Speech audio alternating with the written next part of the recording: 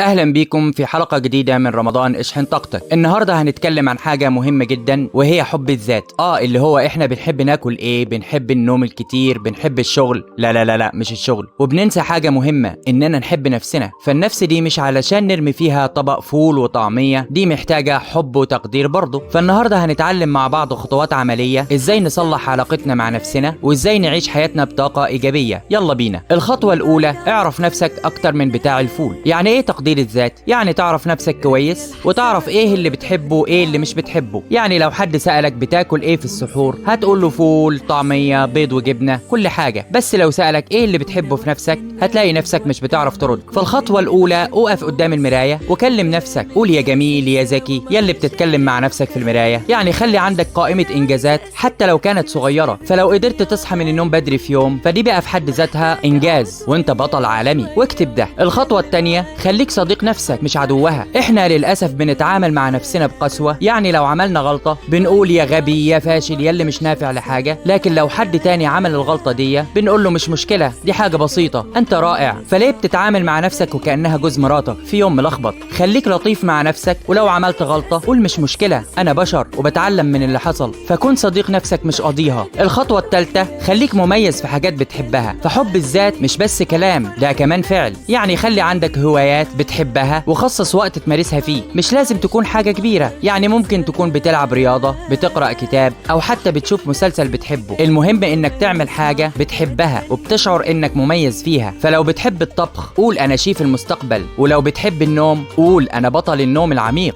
الخطوة الرابعة، ابعد عن السلبية. وجودك مع ناس سلبية بيحبطك وده مش صح. خليك مع ناس بتشجعك وبتديك طاقة إيجابية. ولو لقيت حد بيقولك مش هتعرف تعمل كده، ابعد عنه. وابعد عن أي حاجة بتخليك تحس إنك أقل، سواء ناس أو حتى مواقع التواصل الاجتماعي. وخليك فاكر أنت مش أقل من حد، وإن أنت عندك حاجات كتيرة حلوة. الخطوة الخامسة، خليك ممتن لنفسك. فالامتنان ده سر السعادة. كل يوم قبل ما تنام فكر في 3 حاجات أنت ممتن لوجودها في حياتك، ومش شرط تكون حاجات كبيرة. يعني ممكن تكون أنا ممتن إنه في سحور النهاردة فول، أو أنا ممتن إن صحيت بدري من النوم. فالامتنان بيخليك تركز على الحلو في حياتك وتنسى اللي مزعلك. فالخلاصة يا صديقي، حب الذات ده مش رفاهية، إنما ضرورة لحياتك. خليك صديق نفسك، اعرف إيه اللي بتحبه، وخليك ممتن لكل حاجة حلوة في حياتك. وما تنساش أنت شخص مهم ومحدش يقدر يعمل لك كاريزما غير نفسك. وأخيرا، شاركنا تعليقاتك وقول لنا إيه مميزاتك وإزاي نحب نفسنا. ولو الفيديو عجبك، شارك الفيديو مع أصحابك علشان يوصل لأكبر قدر ممكن من الناس، لعل الكل يستفيد. رمضانكم سعادة، كل سنة وأنتم طيبين.